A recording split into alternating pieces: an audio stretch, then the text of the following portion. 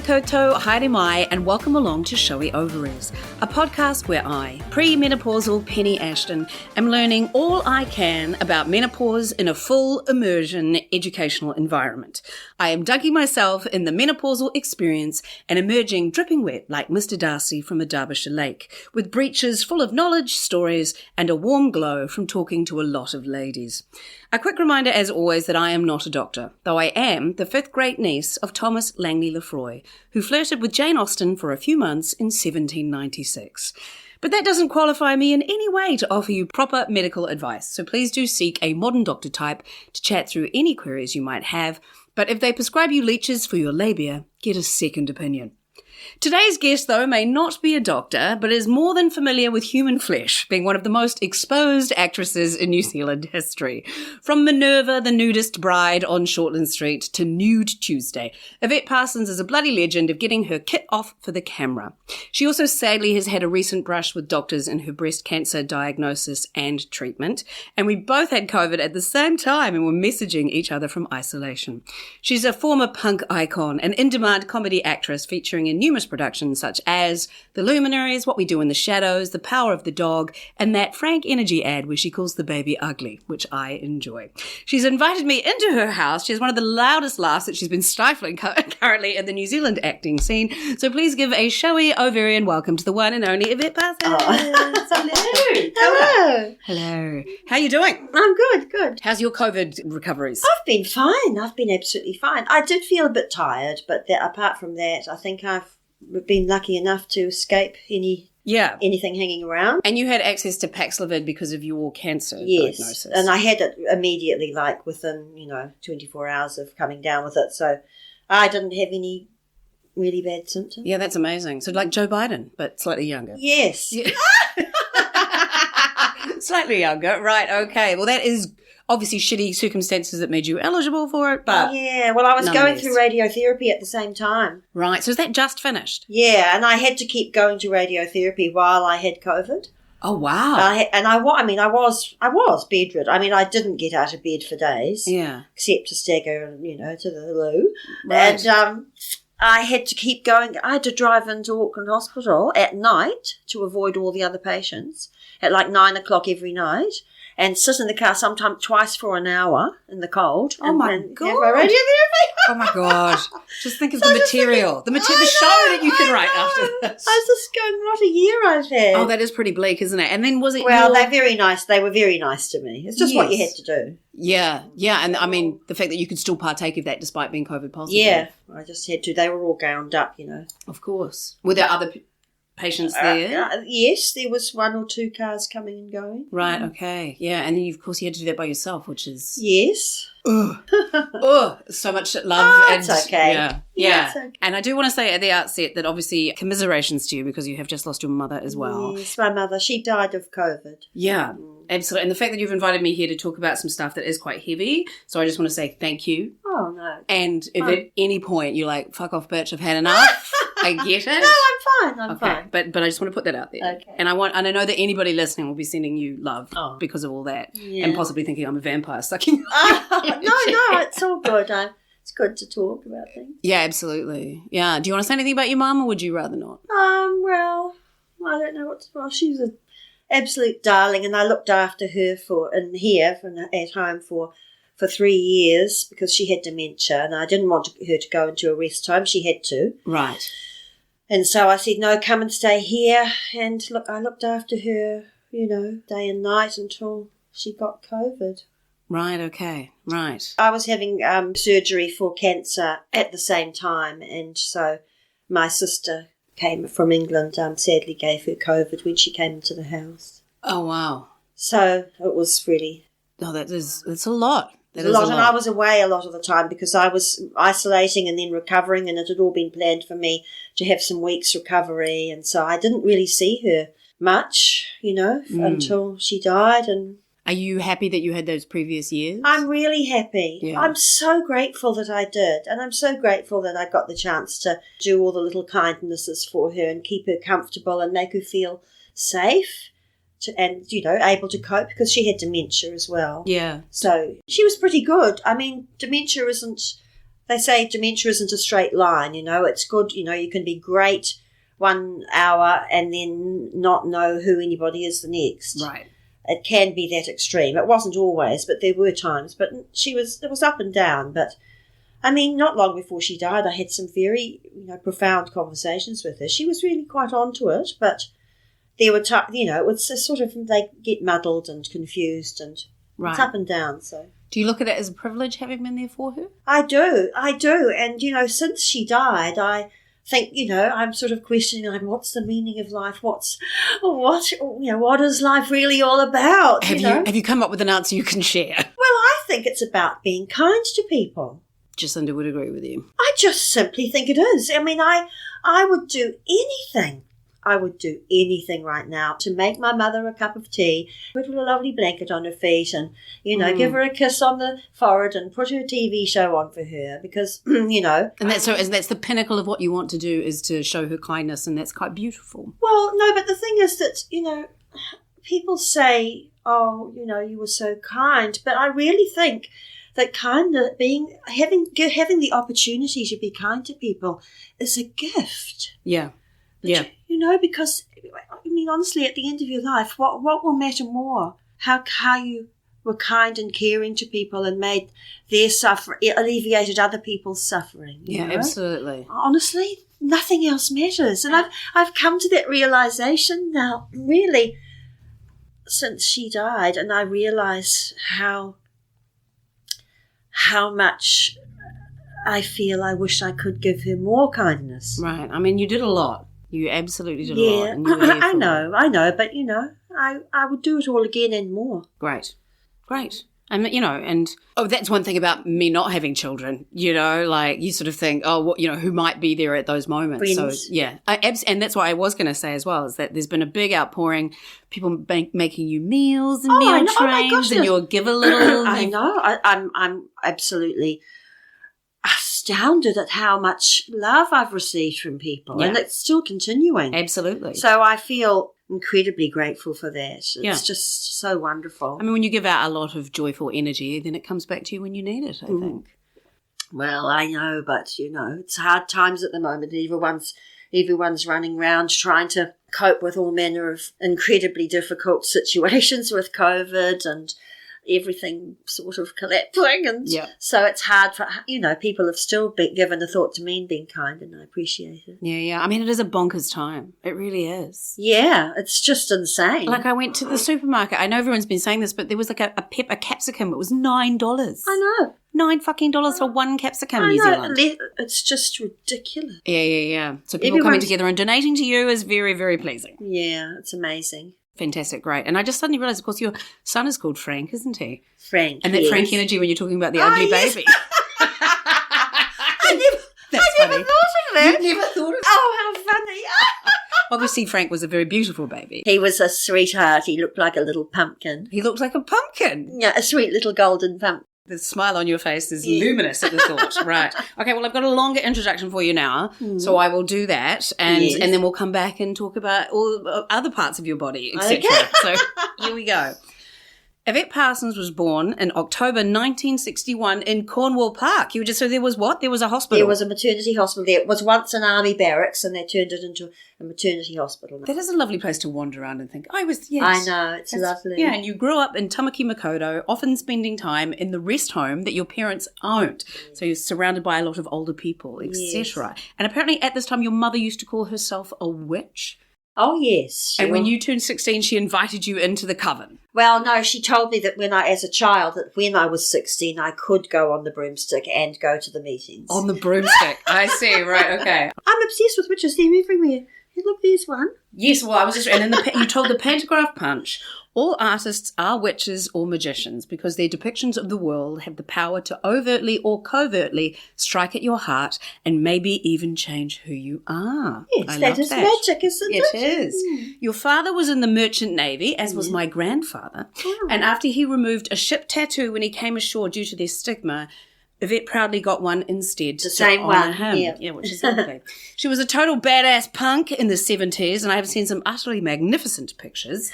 She was fully entrenched in New Zealand's punk scene, particularly at the nightclub Swines. Is it Swines? Yes. Which was the throbbing heart of various bands and counterculture, where she sang backing vocals, and in the mid-80s she played keys for Dead Can Dance on a European tour.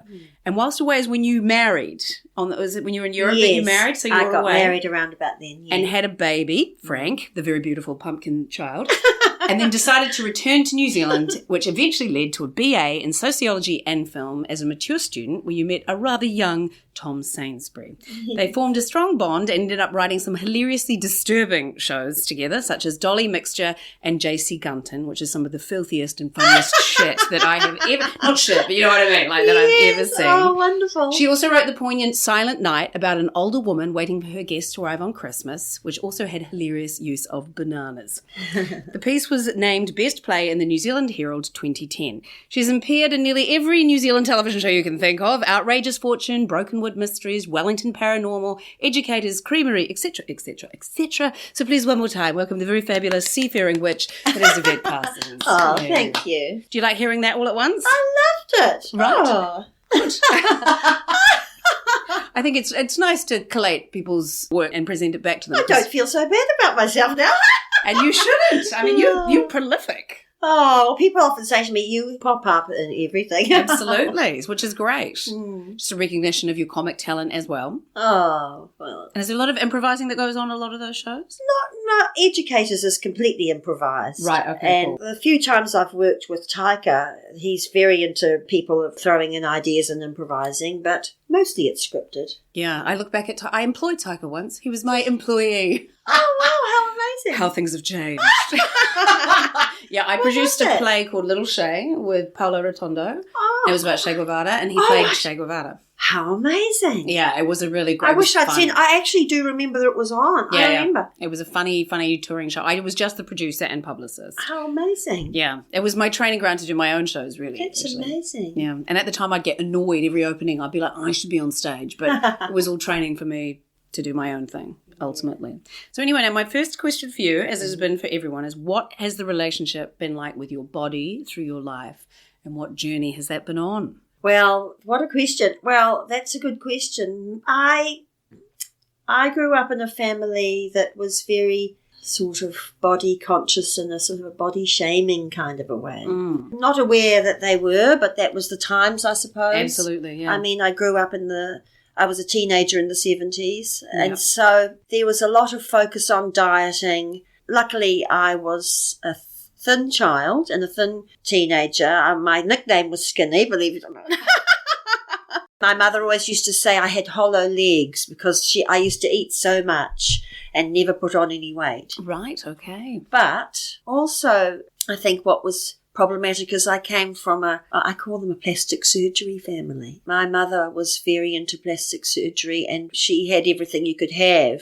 She had a facelift, she had breast reduction, she had her arms, the bingo wings removed. Right. She had a terribly disfiguring caesarean scars on her stomach because in the 60s and late 50s, the incision was enormous. Right. It wasn't like they do virtually keyhole surgery. They had to get it to have a caesarean, I believe. But in those days, my mother's stomach was like a railway track. Oh, wow. I never remember it ever looking anything else, but it looked like a railway track. Yeah. It was really disfiguring. And actually, when my father left home in the 70s, my mother decided to go and get herself fixed up, and she had everything done. She had her caesarean scar removed, and all of these things, which was it was great. Why not? But also, I was targeted because I had a very large nose, and my mother marched me off to have plastic surgery on that when I was 17, which actually is not what is done, because I think the bones don't stop growing till you're 18. Well, but your nose and ears keep growing, I think, forever. Well, I had what I call a botched nose job, and I don't have a curve to my nostril on one side, and I have a big sort of trough. I don't know if you can see. I mean, I had no idea, and I've never noticed. Well, I didn't want to have it, and I rang her from the hospital, and I said, "Mother, I don't want to have this." Oh, that's pretty nuts. Yeah, never mind, Mama. And you wish that you hadn't had it? I so wish I hadn't, because it was a wonderful character nose.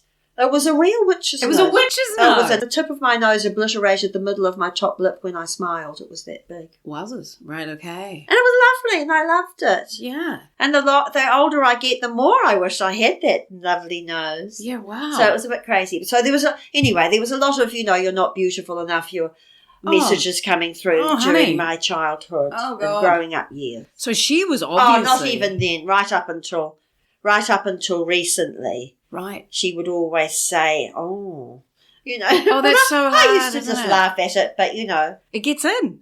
there was a lot of criticism about my appearance. And has that gotten too deep in you think? Yes. Yeah. It's hard. I mean, I've had decades of it. Absolutely. Bless my mother's darling soul. It's okay, Mama, but that's just what happened. And I know she was a victim of the sort of and the pressure 40s and stuff like that. Yeah. Well, that's really full on, isn't it? And our parents are not good nor evil. They're a mixture of all those things. My mother was very, very critical of my appearance. Yeah, wow. And that's just a lot to take on and hear all the time. Yeah, I mean, it wasn't great. Right. Well, you're obviously gorgeous. And obviously the New Zealand public cannot get enough of you on screen in your full entirety as well. As being nudist and all that sort of stuff. So, yeah, but it doesn't matter what we say. It's what's in your head. Well, there must be so many people that have grown up. I mean, every woman's really grown up with that, haven't they, really? Yeah. Yeah. If not from their family, certainly from society. From media and society, but that double whammy can be a lot. Absolutely. So then, when you were a punk, because punk is often about, the antithesis of beauty and all that sort of stuff. So then how did that manifest? Oh, gosh, I think probably yes. I mean, so there was lots of reasons, but, well, it was very exciting. It was incredibly exciting. It was a small group of people in Auckland at that time. There wouldn't have been more than 100, probably less. Gosh. And we'd all go to this little club and everyone used to make their own clothes and we used to invent all sorts, like one of my friends used fashion outfits, like she would wear a record on each breast and then wrap herself in black plastic and ripped everything and pink makeup and pink hair and everything. Well, it was great fun, just, the fashion side of it. And the music was so exciting and wild. And this was at Zwines, right? Yes. And was that the Bluestone Room now? Yes. Wow. But it was very rough in those days. It was like an old... a really old hall. I looked at some pictures. I was trying to see if I could see you in some pictures, but you weren't. This was in the... audio culture. Yes. Maybe, yes. Right, so it was a golden... And how long did that golden era last? Oh, a few years. Everything sort of more... things changed and the music changed a bit and then a lot of people, the Suburban Reptiles and all that, who were my friends, went to Sydney and I went there for a while and then I went on to London.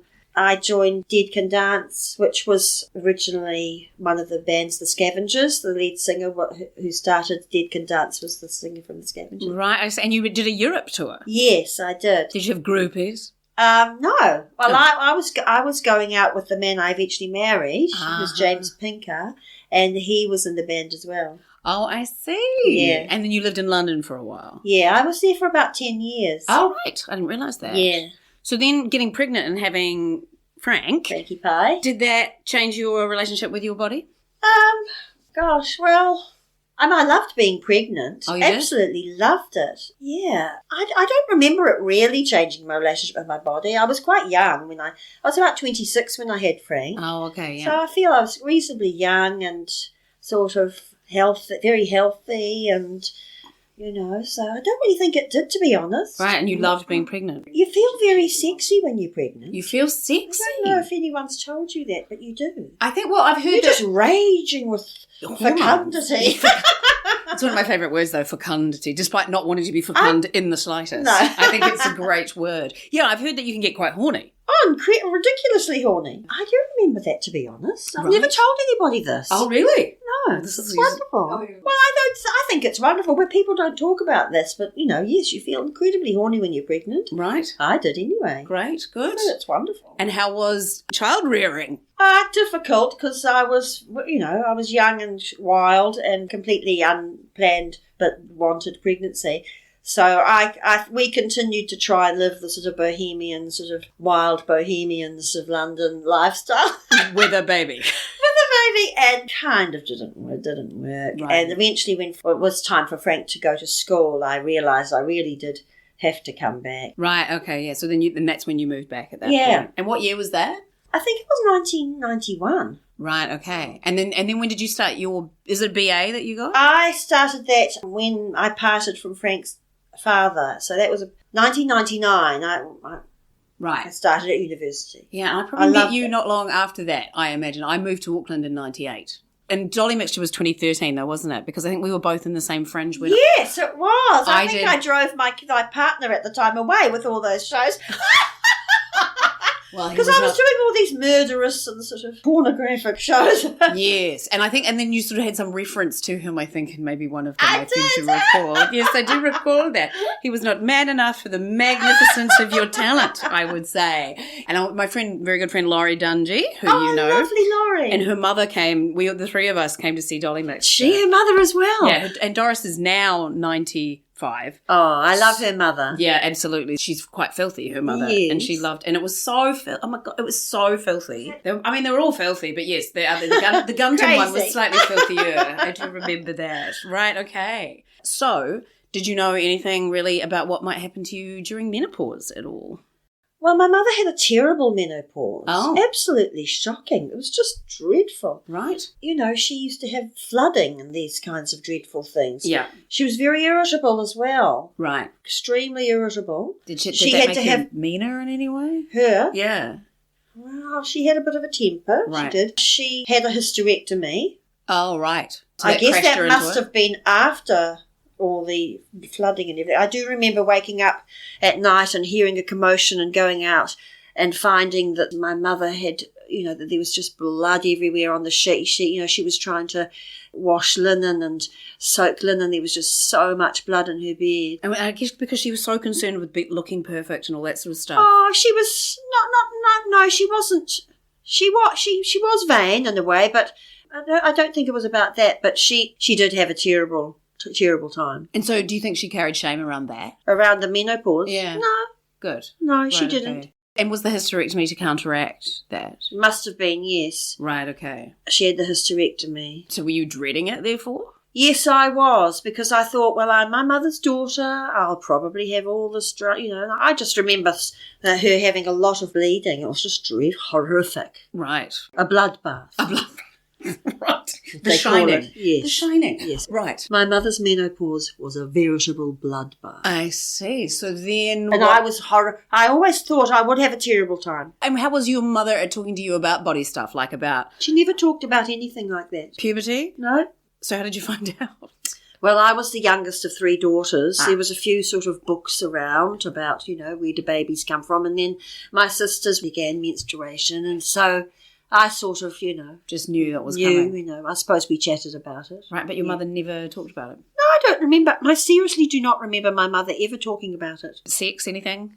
Not really, no. Right, okay. My mother was quite naughty. She would always talk about sex. I mean, she used to say fuck right up until the day she died. I mean, she was quite a naughty person, mischievous person. Right. But we didn't talk about sex. Right, My okay. mother was a Catholic. Oh, I see. So she used to think it was disgusting. And did you have any of that? Did they raise you Catholic? We were brought up going to Sunday school and everything, but I don't think it really... Tossed all that out. I don't think it affected me too badly. Right, does it? I was religious, but I'm okay now. I've come out of it unscathed, relatively unscathed. Right, okay. So then what happened with you with menopause? Well, I had terrible ovarian cysts Oh, in my 40s, right. and it was horrific. It took a long time to diagnose them. And I was in I was just in agony. I thought I had cancer. I was just in such agony for a long time. Right. My GP just kept on saying to eat more fruit or something, She was terrible. So you never had scans or? Not for... it took a long time, honestly. Oh, that It is was common. horrific. My GP is so great. I just go, I need this, and she does it. Well, I used to be driving along and in such searing agony that I would just pull the car over and think, okay, I am going to die now.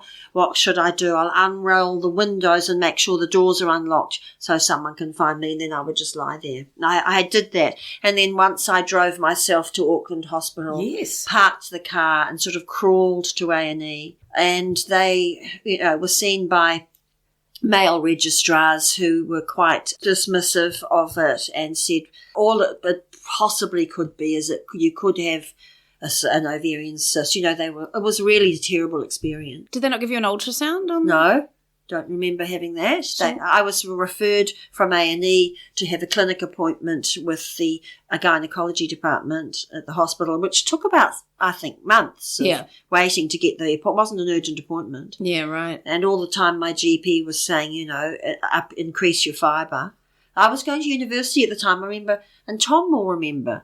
I was sort of constantly sort of hauling, sacks of oats with me wherever I went, As if it was a bowel issue. Well, yeah, because I was in such terrible pain. I lost consciousness once when I was here in the house. I was on the toilet and I completely lost consciousness with the pain, and I went head over heels into the bath with my pants down, and my son was, still, a teenager at the time. Look at my face, sorry. And my son had to come, must have, I don't know, heard me or something. I collapsed. And he came rushing into the bathroom and sort of righted me, Oh, wow. I called an ambulance, I think, at least one. Yeah. I mean, I passed out twice with COVID in Christchurch, and so my mother called. Yeah, when you lose consciousness, you should serious. Call an ambulance. But I did call an ambulance because I was in such sheer agony once. So how did it get resolved in the end? I went and eventually saw the gynecology department, and they diagnosed a cyst and endometriosis, and they wanted to give me a hysterectomy. Right. Yeah, I remember I was examined by 3 eager young registrars.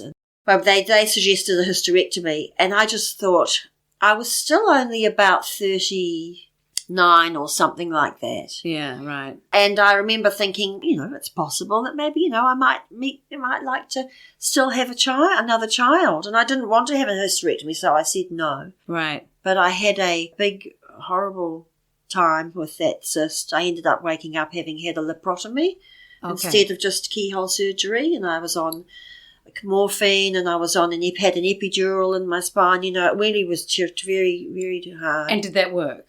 Well, yes, I didn't have any more pain after that. I'd had endometriosis. They removed one ovary and most of the other.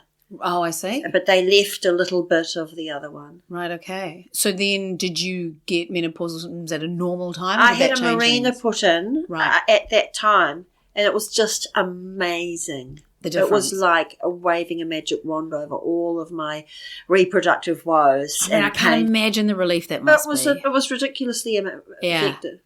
Wow. I have heard other people saying marinas are wonderful. They release a small amount of hormones in your uterus to prevent bleeding. Yeah, right. I don't really think that I had any trouble after that. Right, fantastic. I didn't. God, that palpable, absolute sense of massive relief from you're passing out on the toilet, for Christ's sake. I more than once I nearly passed out from pain. Like, the pain was like having, hydrochloric acid dropped onto your belly. It felt like that. It was burning, searing pain. Right, so then when that's the pain of an ovarian cyst and possibly endometriosis. Yeah. So then what happened when you came to your menopausal time? Look, I didn't have any problems. Great. And I think the marina, I only had one marina. I don't think they sort of replaced it or anything. They must have taken it out. I can't remember. Did have it removed eventually, but I honestly never had any trouble. Right, I had a very easy menopause. I had nothing. I did have hot flushes, though, which I thought were quite funny.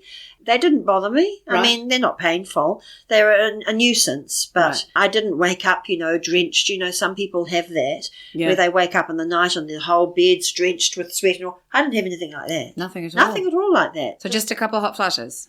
Well, I did have hot flushes, and weirdly enough, I started having them again recently before my cancer diagnosis, and now that I'm on letrozole, which is an aromatase inhibitor, which inhibits the release of or even production of estrogen in the body. Right, so you have the type of breast cancer that was hormonal? Yes. Right, so then that's interesting. So you started having some menopausal symptoms before the diagnosis. I was having hot flushes, strangely. I'm not even sure why, because I don't have cancer in the ovaries or anything like that. Right. I'm not really sure.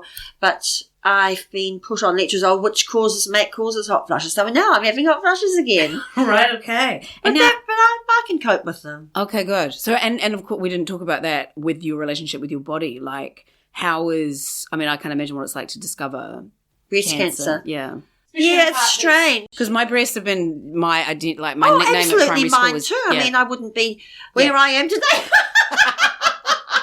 if I hadn't had breasts that I could expose at every given opportunity, which I have done. Yes. And here I am. But, I went through this phase of feeling angry with my body as if my body was my enemy. Right. Because I started to initially feel that, gosh, my body, my breast has produced cancer, which might kill me, could kill me. And that's my body. That's me. And I've somehow produced a time bomb inside me. Did you feel guilty? I didn't feel guilty. I just felt betrayed by my body. Yeah. But I've passed through that now. Good. Right, okay. But that was how I felt, and I'm sure it's a common feeling when people get things like that. And have you had a lumpectomy? Yes, I've had 2. 2 lumpectomies? Yes, the first one wasn't complete. Yeah, the margins weren't clear. Well, margins weren't clear. So right, okay. And so now, have you just finished radiotherapy? Yes. Do you have to have chemotherapy? No, because I had what they call a genomic assay, which is a new kind of test where they can establish if you will respond very well to chemotherapy.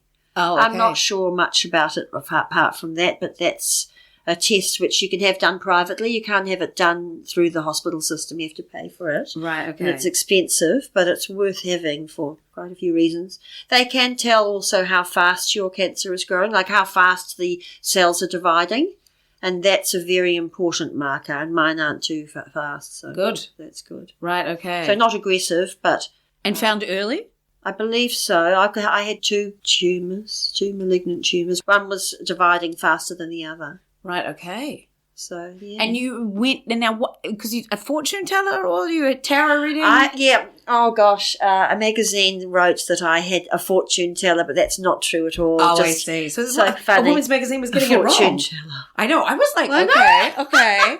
I mean, I'm deeply cynical, but, yeah, okay. No, I went to an astrologer who was very, very good, and I've actually a friend who I met in London in the 80s, actually. On my birthday last year, I thought, what should I do? I'll give myself a present. And I thought, I know what I'll do. I'll get a reading. I'll get my chart done for the year ahead. And she said to me, you need to get to the doctor. Oh, wow. She said, because in February, March, you're going to have a very serious something is going to crop up with your health. And she said, and it's not just anything. Wow. And she said to me, go and get everything checked out. Any niggling problems, is what her exactly. If you've got any niggling health problems, get them all checked out now. All right. And had you felt a lump or something? No, I hadn't. I had a little mark on my nipple, a dark red mark, sort of raised. And I thought, that's a bit strange. It's not going away. And I had it for like a year. That's what made me get it checked out. And I did go to the doctor with my mother. And while I was there, I said, by the way, do you mind having a look at this while you're here?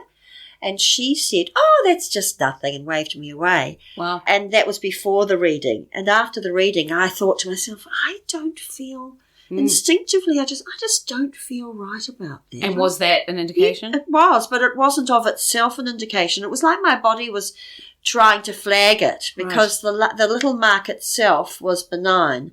But deep down in the breast, there were 2 malignant tumours. Wow. So a little semaphore. So it was like my breast was saying, hey, have a look at that, get this checked out. Yeah. Right, okay. And the woman that did my reading was completely accurate with the timing. Yeah, that is. And obviously with the diagnosis. Yeah. And she also predicted some other things, including my mother's passing. Oh, right. You were like, this is a fucking great birthday present. Well, yeah, but it Ultimately was. good. No, but it was because, you see, if I hadn't done that, yeah. I wasn't very good about having my mammograms. Oh, really? Yeah. Oh, I always used to think, they say you should go every year, but the radiation itself can cause cancer.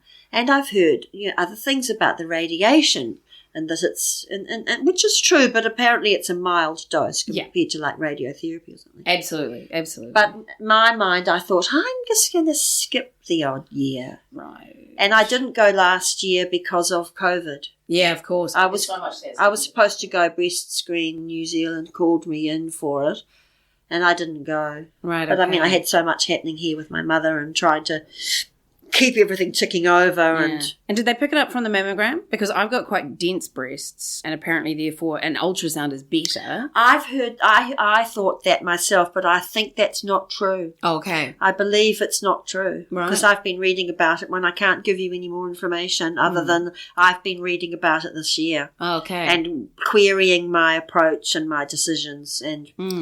But the radiographer that I saw about all this, she said to me, if I had gone for my mammogram last year, they may not have picked it up because the growths were still too small. Yeah. It's not an exact sort of science. Yeah. It's like looking through a glass darkly. It's like looking through, a magnifying glass in the dark. There's no point in looking back and beating yourself up just to do that. I'm actually glad. I'm most thankful for my friend.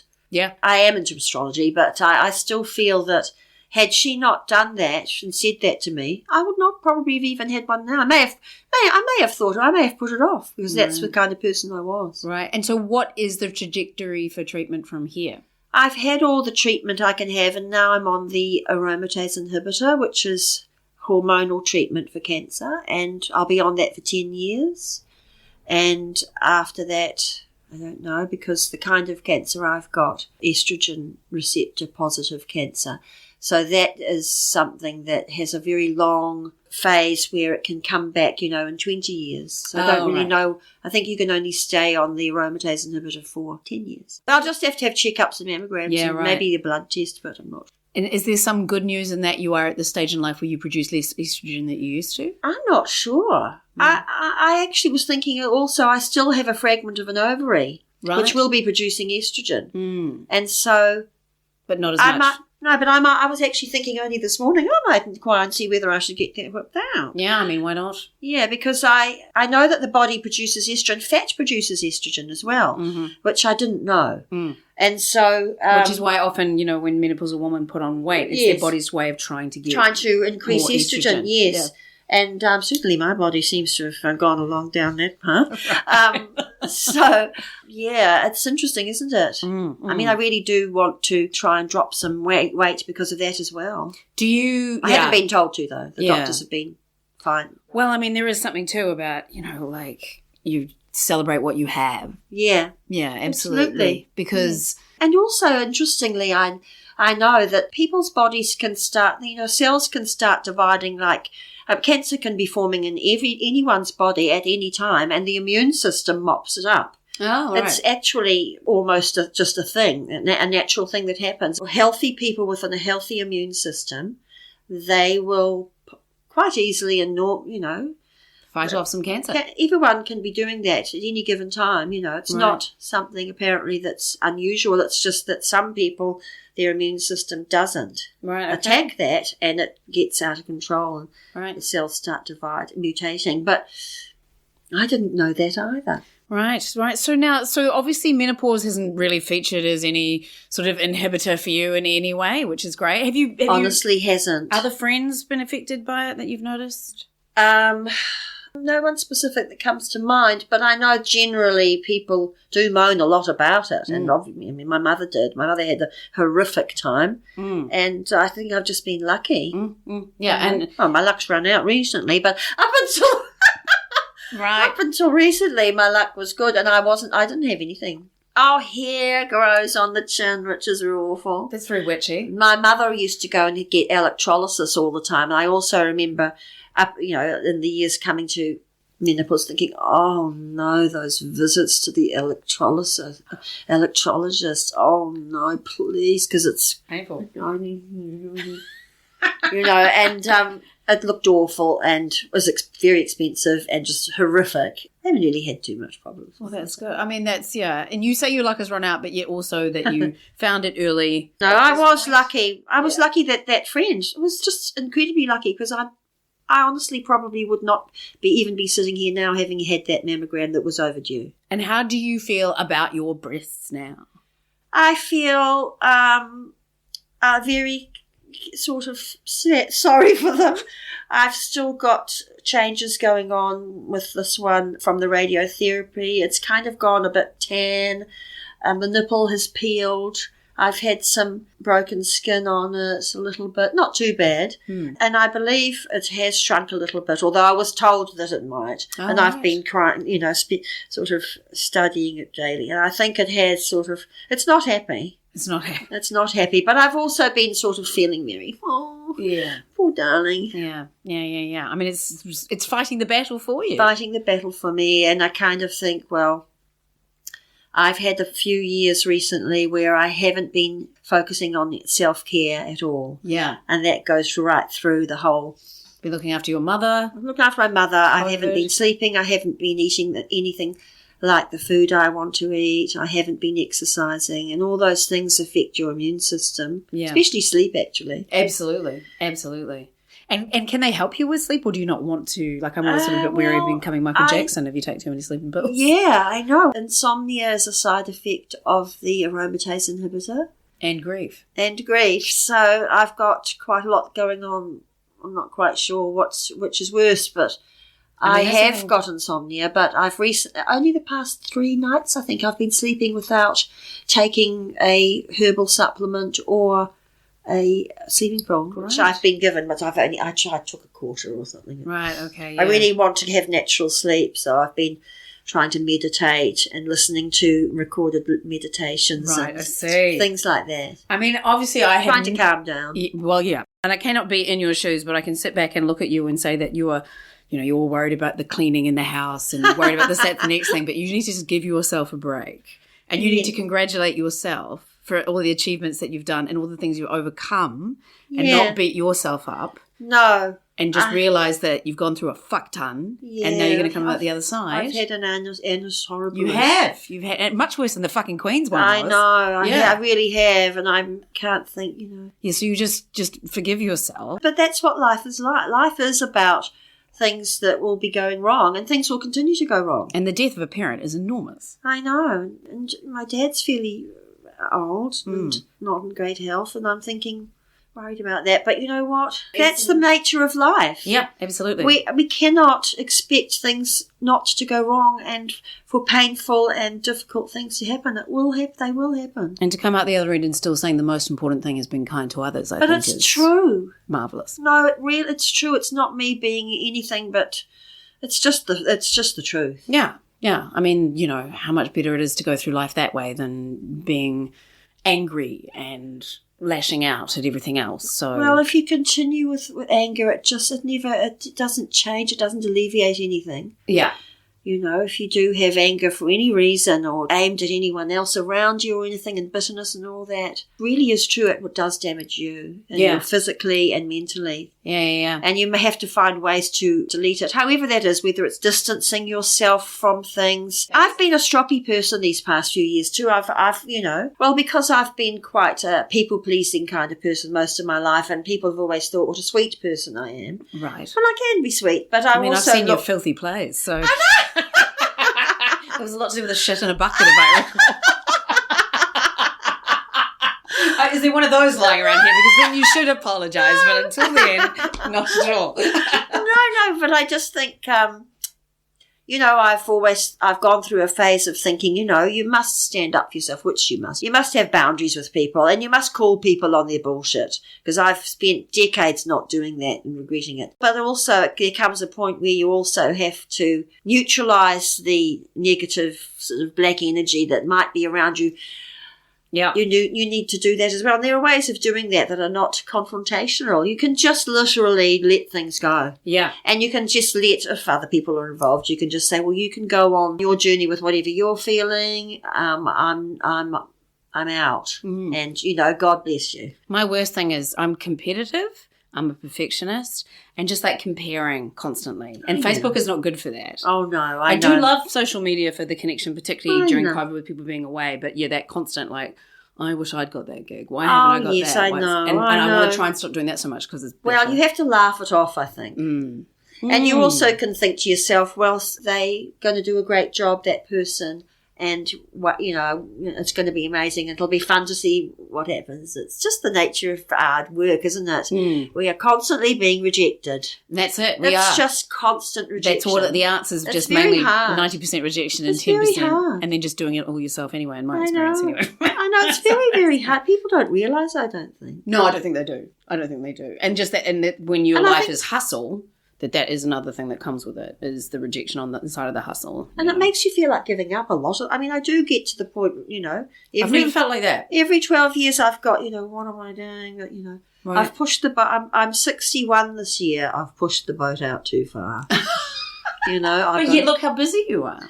Yes, it looks that way, but it takes sometimes a year before you see anything that you did. So currently I have just done a few days on a new series, and now I'm waiting for the next job. I'm free falling. It's like jumping out of an airplane, hoping your parachute will open. That's what life's like for us people that are constantly auditioning for the next job. Well, that's what I felt like when I went to Edinburgh for the first time. That's exactly what I said. I feel like I'm jumping out of a plane. I'm not sure if I've got a parachute or not. So yeah. Anyway, is there anything else you want to say around in menopause, or your body, or your marvellous breasts, or get nude, or any of those things? I'll get nude. I've appeared nude so many times and on stage and things. It's funny. Like a Nude Tuesday, I felt that I was happy to be nude, Because everybody was, right? Everybody was, but I was a woman of a certain age with I felt like I was possibly a woman of a certain shape at a certain age, and I felt that it was good to, just be relaxed and be free. And were the crew naked? No. Oh, I feel like maybe that could have been a solidarity moment. I know. But where are they going to put all those rolls of tape? I know. All their carabiners. Yeah, exactly. Well, my scenes were different because I was on my own. I wasn't with the gang. Oh, I see. So that is different. I don't know if you've seen it. No, I haven't seen it yet. My scenes were on my own, Right, okay. In the office. I see. So it was a bit different for me. I didn't have that kind of warmth of safety in numbers feeling. Yeah, absolutely. Right, but you were a veteran of it. So yes. There you go. Right, okay. Or anything else you want to think around menopause or anything like that? Menopause. Well, what would I say to people? I'll just say don't be afraid of it. In a way it's a wonderful thing, without sounding too much like a hippie. I just think it's wonderful when menstruation stops. You don't have all that hassle. Yeah, right. You don't have all that expense with tampons and stuff, which is wonderful. And yeah, it's actually quite wonderful. Right. Good. I think. Marvellous. I look forward to it.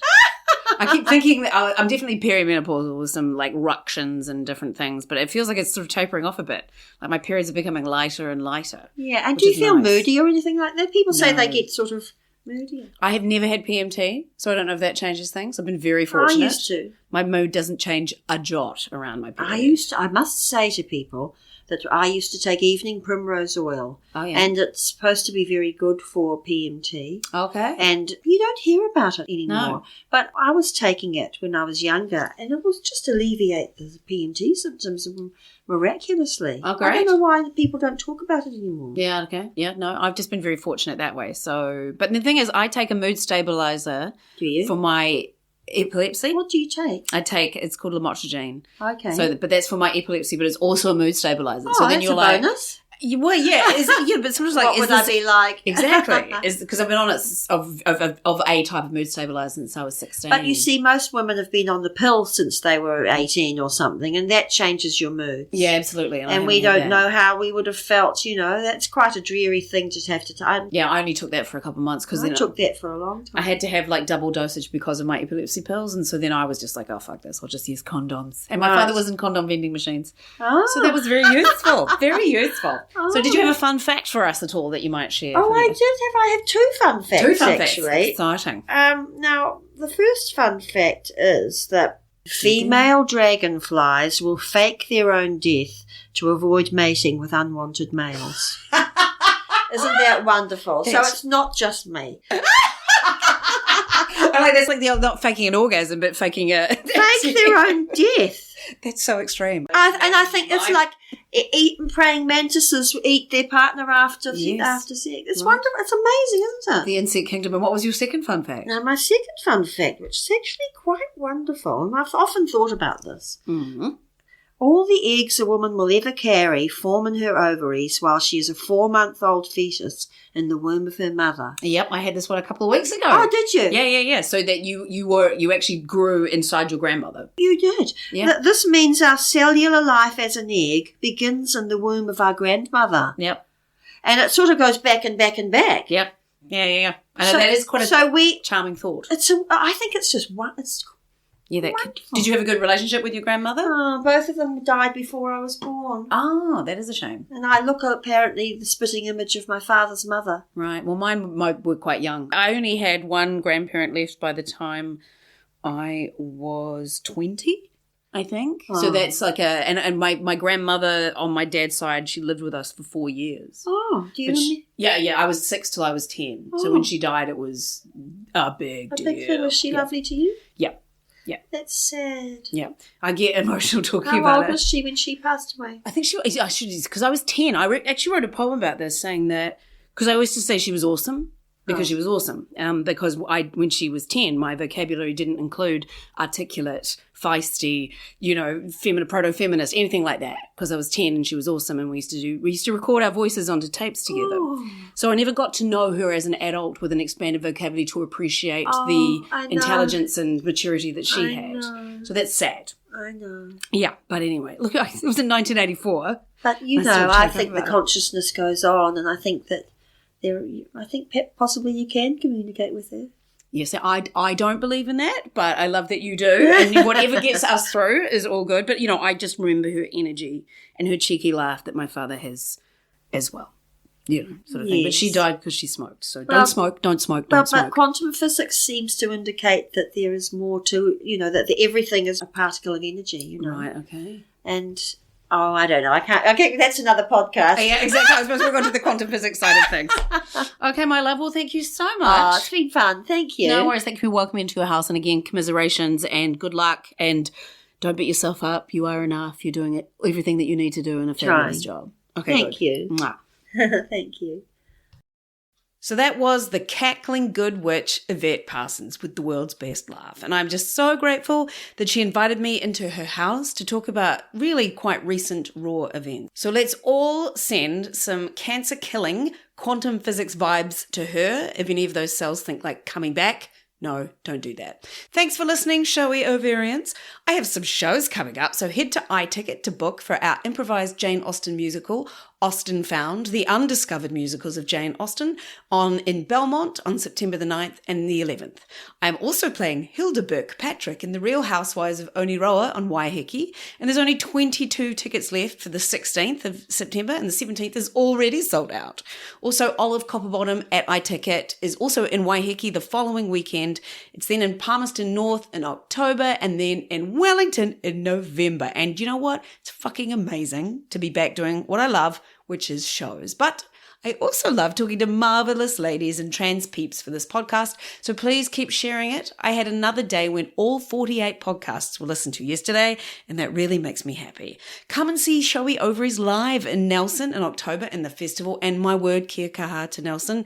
Dry out as best you can and sending all our love. So then please rate me or review me on your podcast apps, contribute to my podcast at Patreon, and like me on all the socials. I even have TikTok now. Look at that. And in the immortal words of Pinky Agnew, stay juicy, everybody. Ngā mihi nui.